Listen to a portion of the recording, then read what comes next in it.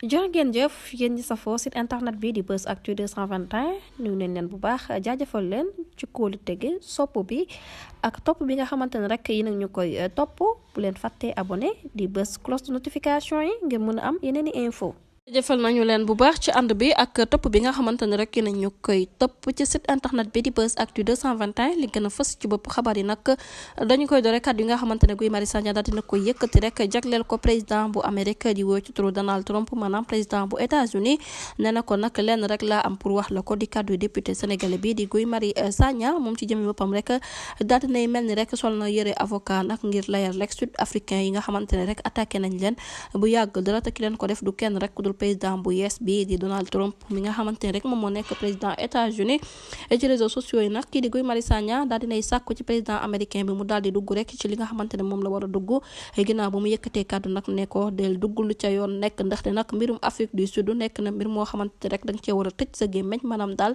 ferme la mu daal di ko koy wax shut up it is an African things mu nekk nag kàddu yoo xamante ne daal dina koy yëkkati moom Guy Marius Sagna nee na nag yëfi daal mbiru Afrique la ak Afrique kon nag yoonu Donald Trump daal di wul ci nekk ñu fàttali rek di ki ay fan yu daal di génn kii di Donald Trump dafa daal di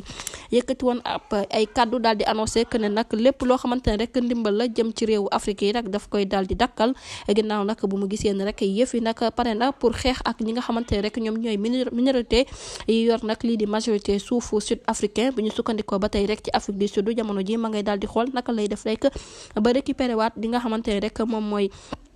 yooyu la teer nga xamante ne ci minorité blanche lañu daal di nekk ci ab communiqué moom ministre des affaires étrangères bu sud africaine daat na yëkkati kàddu wax njàqare bi nga xamante ne daat na koy am ci boobule décret nga xamante ne kii di Trump daal dina koy yëkkati ginnaaw bu mu gisee ne rek kooku dafa manqué li nga xamante ne moom mooy exactitude ndax moom ci jëmmi boppam xamul nu histoire demee xamul histoire Afrique du Sud bi nga xamante ne rek daal di nekk histoire bu métti depuis colonisation ak xeexu apartheid moo tax nag mu def la mu daal di def du ñàkk dinañ ci ñëwaat ci neen jotaayu xabaar jërë ngeen jëf ci ànd bi bu leen fàtte abonné bés cloche de notification yi ngir mën a am yeneen i xibaar